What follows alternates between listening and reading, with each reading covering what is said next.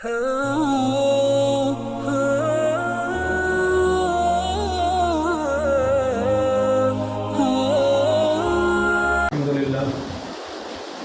لله وكفى وسلام على عباده الذين اصطفى أما بعد قال الله تبارك وتعالى في القرآن المجيد والفرقان الحميد أعوذ بالله من الشيطان الرجيم بسم الله الرحمن الرحيم إن عدة الشهور عند الله 12 شهرا في كتاب الله يوم خلق السماوات والأرض منها 4 حرم ذلك الدين القيم فلا تظلموا فيهن أنفسكم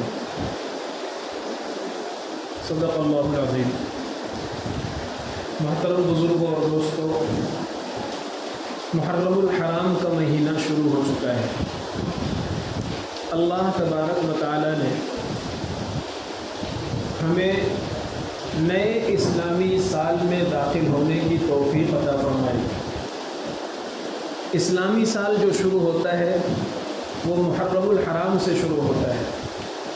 ہمارے بہت سے نوجوانوں کو صرف یہ معلوم ہے کہ ہمیں ہیپی نیو ایئر کب بولنا ہے، ہمیں نئے سال کی مبارکباد کب دینا ہے، صرف یہ معلوم ہے۔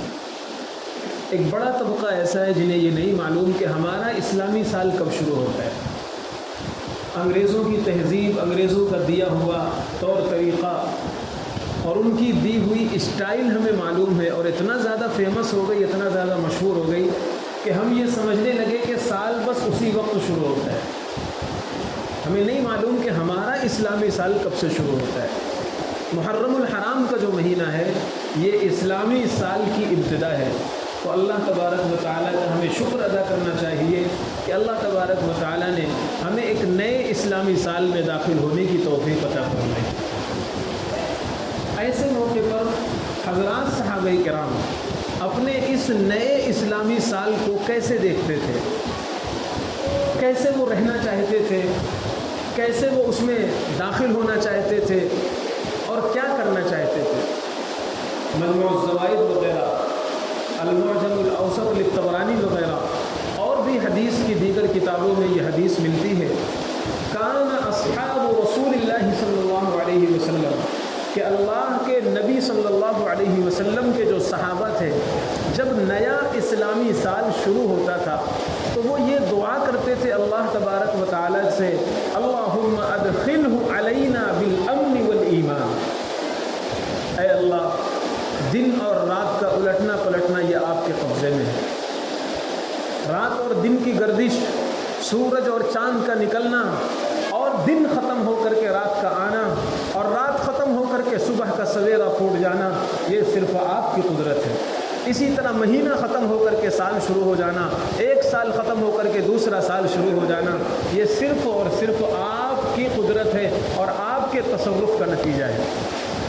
اے اللہ، جس طرح آپ نے ہمیں یہ اسلامی سال عطا فرمایا، ایسے ہم دعا کرتے ہیں ادخلہ علینا بالامن والایمان، کہ اے اللہ پورے سال ہمیں امن و سلامتی کے ساتھ اس سال میں باقی رکھیں، کسی طرح کے جھگڑے نہ ہو، کسی طرح کا فساد نہ ہو، کسی طرح کی پریشانی نہ ہو، کسی طرح کی سراسیمگی اور خوف نہ ہو، امن و امان کے ساتھ، عزت و سلامتی کے ساتھ، صحت و عافیت کے ساتھ ہم آپ کے دین پر چلتے رہیں اور اپنی زندگی اچھے طریقے پر سکون کے ساتھ گزارتے رہیں۔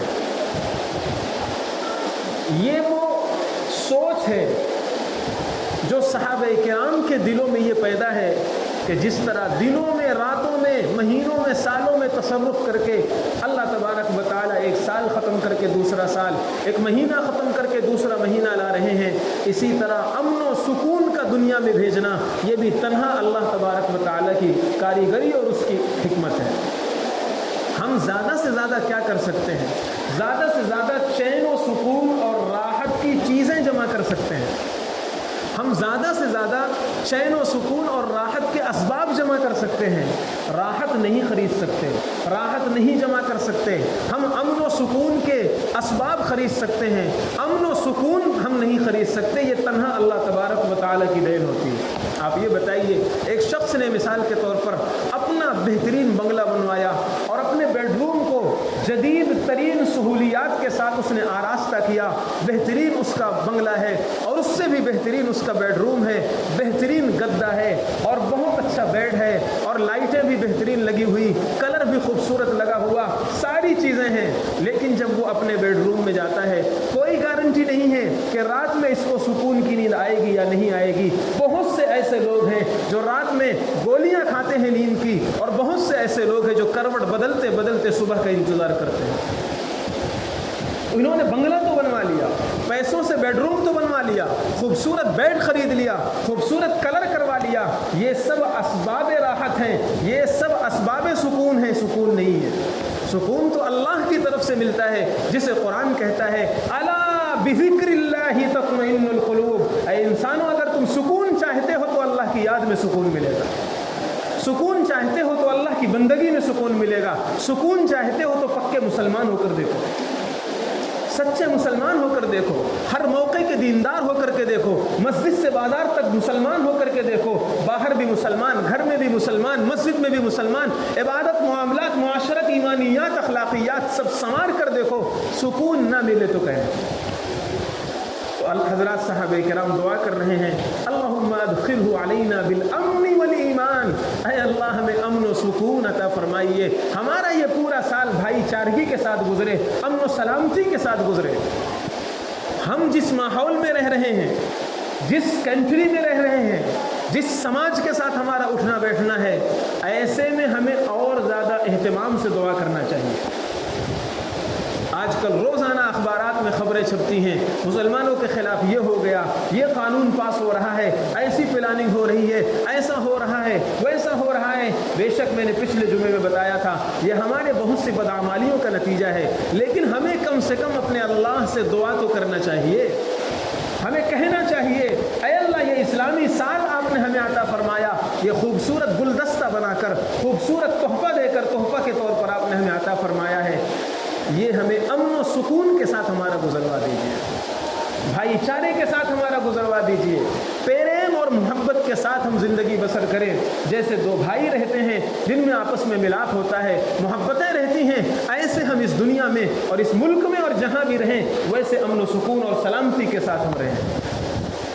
پھر اس اسلامی نئے سال میں ہمیں اور بھی ایک چیز مانگنے کی چیز یہ ہے والایمان، اے اللہ سورج اور چاند کی گردشیں بدل رہی ہیں، زمانہ بدل رہا ہے، سوچ بدل رہی ہے، لوگ بدل رہے ہیں، حالات بدل رہے ہیں، دین سے چڑ پیدا ہو رہی ہے، دین کس چیز کا نام ہے ذہنوں سے نکالا جا رہا ہے، مسلمان کی شبیہ خراب کی جا رہی ہے، مسلمانوں کو بدنام کیا جا رہا ہے، ایسے موقع پر اپنے ایمان کو بچانا بہت مشکل کام ہے۔ ترمذی شریف کی جلد ثانی کے اندر ایک حدیث لکھی ہوئی ہے، اللہ کے پیغمبر صلی اللہ علیہ وسلم نے فرمایا یاتی علی الناس زمان، ایک زمانہ آئے گا، ایک دور آئے گا جس دور میں دین پر چلنا ایسے مشکل ہوگا کالقابض علی الجمر، جیسے آگ کے انگارے کو ہاتھ میں پکڑنا مشکل ہوتا ہے۔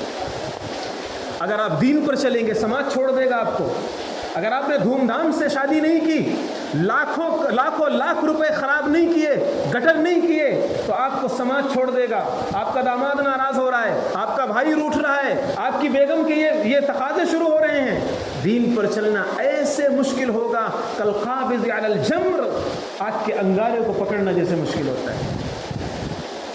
بہت سے لوگ آتے ہیں پوچھتے ہیں مفتی صاحب ہم چاہتے ہیں شریعت کے مطابق شادی کریں لیکن کیا کریں، اگر ہم نے ایسا کیا ہمارا داماد یہ بول رہا ہے ہماری بیٹی کو چھوڑ دے گا، ایسا کر دے گا، ویسا کر دے گا، فلاں ناراض ہو جائے گا۔ اس لیے ایک صرف میں نے اگزامپل دیا ہے شادی کی، ورنہ حالات یہ ہیں، ماحول یہ ہے کہ آج دین پر چلنا خود مسلمانوں کی طرف سے اتنا مشکل بنا دیا گیا ہے۔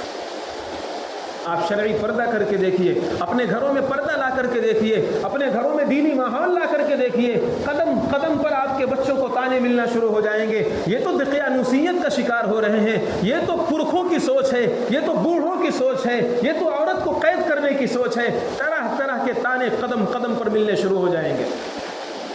کالقابض علی الجمر، ایسا اللہ کے نبی نے بہت پہلے فرما دیا تھا، ایک دور آئے گا فتنوں کا دور، کقطع اللیل المظلم، رات کی تاریکی میں جیسے گھٹاٹوپ اندھیرا ہوتا ہے، لم یکد یراہا، ہاتھ نظر نہیں آتا، پیر نظر نہیں آتا، سامنے کھڑا شخص نظر نہیں آتا، ایسے فتنوں کا دور آئے گا، آدمی کو کچھ نہیں سمجھ میں آئے گا کیا ہو رہا ہے، کچھ نہیں سمجھ میں آئے گا۔ ایسے موقع پر آپ نے فرمایا یصبح الرجل مؤمنا ویمسی کافرا، صبح کو آدمی اٹھے گا ایمان سلامت ہوگا، شام ہوتے ہوتے کافر ہو جائے گا۔ شام کو آدمی اٹھے گا، شام کو گھر لوٹے گا، ایمان سلامت ہوگا، صبح ہوتے ہوتے اس کا ایمان ختم ہو جائے گا۔ ایسے جملے، ایسی باتیں، ایسی سوچ، ایسی آئیڈیالوجی، ایسا نظریہ ایک دم ٹھوس دیا جائے گا، بھر دیا جائے گا، پھیلا دیا جائے گا۔ ابھی ایک بات درمیان میں آگے بتاتا ہوں آپ حضرات کو۔ ایک مرتد ہے، سمیر اس کا نام ہے، ایکس مسلم اپنے کو بتلاتا ہے، وہ سابق مسلمان۔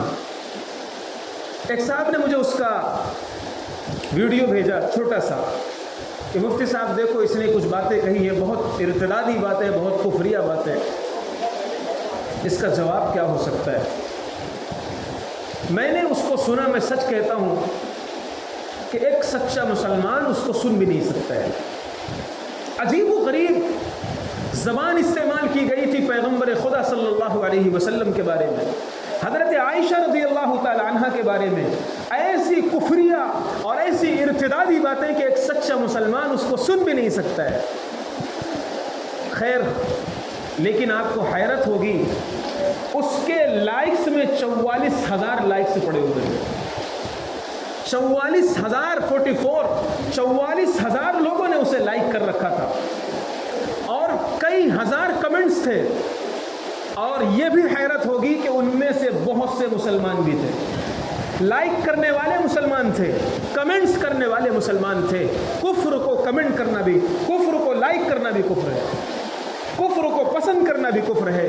کہاں ایمان سلامت رہا ان لوگوں کا جنہوں نے اس کفریہ باتوں کو لائک کیا ہے اور ارتدادی باتوں کو لائک کیا ہے۔ ہم کیا سمجھ رہے ہیں؟ ہم اپنے بچوں کو، نسلوں کو سنبھال لیں گے؟ بہت مشکل ہے ایمان پر ثابت قدم رہنا اور اپنی نسلوں کو ایمان پر ثابت قدم رکھنا۔ کفر پھیلایا جا رہا ہے، ڈنکے کی چوٹ پر کفریہ باتیں ایسے کہی جا رہی ہیں اور ایسے لاجیکل اسٹائل میں کہی جا رہی ہیں کہ ہمارا جو نئی جنریشن ہے وہ کہتی ہے یار بات تو ٹھیک ہے، کفر کو وہ یہ کہہ رہی ہے بات تو ٹھیک ہے، اللہ کے نبی کے خلاف بکواس کی جا رہی ہے اور ہماری نئی جنریشن کہہ رہی ہے بات تو ٹھیک ہے۔ کہاں گیا ایمان؟ صرف داڑھی ٹوپی کرتا پہن لینے سے ایمان باقی نہیں رہتا ہے۔ کہاں ہے ہمارا ایمان؟ اس لیے ایسا اللہ کے نبی نے، صحابہ کرام کو معلوم تھا، اللہ کے نبی کی تربیت کے نتیجے میں ان کو یہ احساس تھا کہ جو چیز مانگنے کی ہے اس نئے سال میں، ہمیں مانگنا یہ ہے، اے اللہ ہمارا ایمان اس پورے سال سلامت رکھنا، پوری زندگی سلامت رکھنا۔ مانگا کیجیے اپنے ایمان کو اور اپنی نسلوں کے ایمان کو۔ یہ صحابہ کرام نے سکھلایا۔ اللہم ادخلہ علینا بالامن والایمان والسلامت والاسلام۔ اور اے اللہ پورے سال سلامتی کے ساتھ، بیماریاں پیدا نہ ہوں، پریشانیاں نہ آئیں، ہمیں ہاسپٹلوں کے چکر لگانے نہ پڑیں، ہمیں کیس لڑنے کے لیے وکیلوں کی جوتیاں نہ سیدھی کرنے پڑیں، کورٹ کچہری کے چکر لگانے نہ پڑیں، پورا سال ہمیں سلامتی سلامتی سلامتی۔ یہ مانگا صحابہ کرام نے۔ اور آج کل صورتحال یہ ہے، کھانے کی وجہ سے، غذا کی وجہ سے، فضا کی وجہ سے، ماحول کی وجہ سے اور ہماری بے احتیاطیوں کی وجہ سے ہر گھر بیمار ہے، ہر گھر بیمار ہے۔ آپ کو بتا رہا ہوں، جو اپنے کو تندرست کہہ رہے ہیں نا وہ بھی بیمار ہے۔ نوجوان بیٹھے ہوئے ہیں، آدھا کلومیٹر ان کو دوڑا کر دیکھیے، بیٹھ جائیں گے زمین پر، گر جائیں گے زمین پر۔ یہ آدھا کلومیٹر دوڑ نہیں سکتے ہیں، یہ نوجوانی ہے ہماری۔ خیر بہرحال مجھے ابھی صحت کے ٹاپک پر بات نہیں کرنا، بات یہ ہے کہ ہر گھر بیمار ہے۔ ہم دعا کریں، صحابہ کرام نے سکھلایا، سلامتی بھی ہمیں عطا فرمائیے، ظاہری سلامتی بھی، باطنی سلامتی بھی، جسم کی بیماریوں سے بھی ہماری حفاظت فرمائیے اور روح اور دل کی گندگیوں سے بھی ہماری حفاظت فرمائیے۔ جس طرح ہمارا جسم کینسر سے پاک ہو، اسی طرح ہمارا دل تکبر سے پاک ہو، حسد سے پاک ہو، ریا سے پاک ہو، سمع سے پاک ہو، بدبینی سے پاک ہو، خودبینی سے پاک ہو، خودنمائی سے پاک ہو، خود ستائی سے پاک ہو اور امراض قلب سے پاک ہو، رذائل سے پاک ہو۔ یہ ہے سلامتی۔ اور پورا سال اسلام پر ہمیں باقی رکھیے، پہلا جملہ تھا ایمان پر باقی رکھیے، اور دوسری چیز آ رہی ہے اسلام پر باقی رکھیے۔ کیا مطلب ہے؟ مطلب یہ ہے کہ اے اللہ ہمارے عقائد بھی صحیح سالم رہے اور ہمارے اعمال بھی صحیح سالم رہے۔ ایمان سے مراد عقائد ہیں، ایمان سے مراد نظریات ہیں، اور اسلام سے مراد اعمال ہیں۔ اے اللہ ہمیں پورا سال اسلام پر یعنی ایمانی اعمال پر بھی باقی رکھیے، نماز ہماری چھوٹنے نہ پائے، روزے ہمارے چھوٹنے نہ پائیں، قرآن کی تلاوت ہم سے چھوٹنے نہ پائے، مسجد ہم سے آباد رہے، ہم کسی کو اپنی زبان سے تکلیف نہ پہنچائیں، اپنے اعضاء جوارح سے تکلیف نہ پہنچائیں۔ یعنی ایمان اور اسلام کے جو اعمال ہیں، جو تقاضے ہیں، جو فرعیات ہیں، جو عمل کرنے کی چیزیں ہیں، وہ بھی ہم پورے سال کرتے رہیں۔ اور ہم سمجھتے ہیں صرف ہیپی نیو ایئر کافی ہے۔ صحابہ کرام نے کس خوبصورتی کے ساتھ نئے سال کا استقبال کیا ہے، کس خوبصورتی کے ساتھ۔ پھر آگے فرماتے ہیں اور کیا چیز چاہیے؟ اے اللہ ورضوان من الرحمن وجوار من الشیطان، ایک بہت ہی اہم چیز بھی مانگی، اور وہ یہ مانگا کہ ہمیں پورے سال آپ کی رضا نصیب ہو۔ ہم نماز پڑھتے ہیں کیوں؟ بولیے، اللہ کو راضی کرنے کے لیے۔ ہم نماز صرف اس لیے پڑھتے ہیں کہ ہمارا اللہ ہم سے خوش ہو جائے۔ ہم قرآن کھول کر صرف اس لیے پڑھتے ہیں کہ ہمارا اللہ ہم سے خوش ہو جائے۔ چلچلاتی دھوپ میں گرمیوں کے روزے ہم اس لیے رکھتے ہیں ہمارا مالک ہم سے خوش ہو جائے۔ کوئی بھی نیک عمل ہم صرف اس لیے کرتے ہیں کہ ہمارا اللہ ہم سے خوش ہو جائے۔ اور حدیث سے معلوم ہوتا ہے، شریعت سے معلوم ہوتا ہے کہ بعض مرتبہ انسان نیک عمل کرتا ہے لیکن اس کے باوجود اللہ اس سے خوش نہیں ہوتا۔ کیوں؟ بے ڈھنگے پن سے کرتا ہے، بیکار طریقے سے کرتا ہے۔ حدیث میں ہے کہ بہت سے لوگ ایسے نماز پڑھتے ہیں کہ ان کی نماز ان کے منہ پر مار دی جاتی ہے۔ اللہ غصہ ہو کر کے، ناراض ہو کر کے ان کی نماز کو ان کے منہ پر مار دیتا ہے، ریجیکٹ کر دیتا ہے۔ بعض حدیثوں سے معلوم ہوتا ہے، مشکات کے اندر وہ حدیثیں بھی لکھی ہوئی ہیں کہ بندہ نماز پڑھتا ہے اور اس کی نماز اس کے سر سے اوپر بھی نہیں چڑھ پاتی، یعنی اللہ تبارک و تعالیٰ کی نظر میں بالکل ریجیکٹ ہو جاتی ہے، اور اللہ راضی ہونے کے بجائے الٹا اور ناراض ہو جاتا ہے۔ تو دیکھیے بندہ نماز بھی پڑھ رہا ہے لیکن اللہ کی رضا نصیب نہیں ہو رہی۔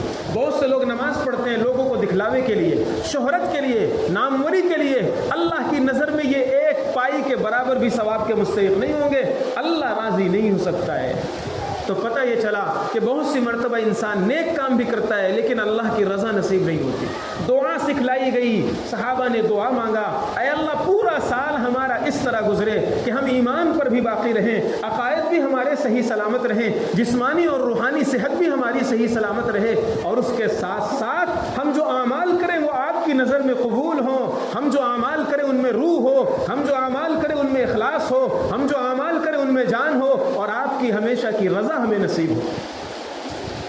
اور آخری چیز بتا کر ختم کرتا ہوں، آخری مانگا انہوں نے کہ اے اللہ ایمان کا سلامت رہنا، اسلام کا سلامت رہنا، ظاہری اور باطنی صحت کا سلامت رہنا، اور آپ کی دائمی رضا کا نصیب ہونا، یہ اس بات پر ڈیپینڈ کرتا ہے کہ شیطان سے ہم محفوظ رہیں، کیونکہ شیطان نہیں چاہے گا ایمان ہمارا باقی رہے۔ شیطان تو پوری ایڑی چوٹی کا زور لگاتا ہے کہ بندے مومن کا ایمان بجھا دیا جائے۔